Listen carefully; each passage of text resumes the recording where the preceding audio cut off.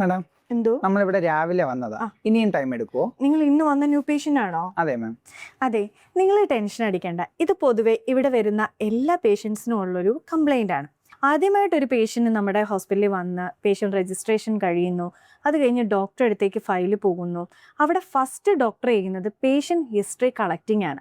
അതിന് നല്ല ടൈം എടുക്കുന്നൊരു പ്രോസസ്സാണ്. കാരണം നിങ്ങളുടെ പാസ്റ്റ് ഹിസ്റ്ററി അറിഞ്ഞെങ്കിൽ മാത്രമേ നമുക്ക് ഡോക്ടർക്ക് എന്ത് ട്രീറ്റ്മെൻറ്റ് വേണമെന്ന് കണ്ടുപിടിക്കാൻ പറ്റുള്ളൂ. അതുപോലെ തന്നെ നിങ്ങൾക്ക് സ്കാൻ വേണോ, ബ്ലഡ് ടെസ്റ്റ് വേണോ, സെമൻ അനാലിസിസ് വേണോ, ഇങ്ങനെയുള്ള കാര്യങ്ങൾ ഡോക്ടർക്ക് പ്രിസ്ക്രൈബ് ചെയ്യണമെങ്കിൽ നിങ്ങളുടെ ഹിസ്റ്ററി എന്തായാലും നമുക്ക് എടുത്തേ പറ്റൂ.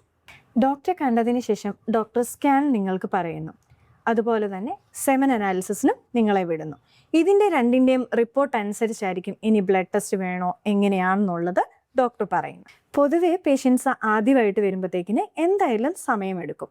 പിന്നെ നെക്സ്റ്റ് വിസിറ്റ് മുതൽ വേഗം തന്നെ ഡോക്ടറെ കണ്ട് നിങ്ങൾക്ക് പോകാവുന്നതാണ്.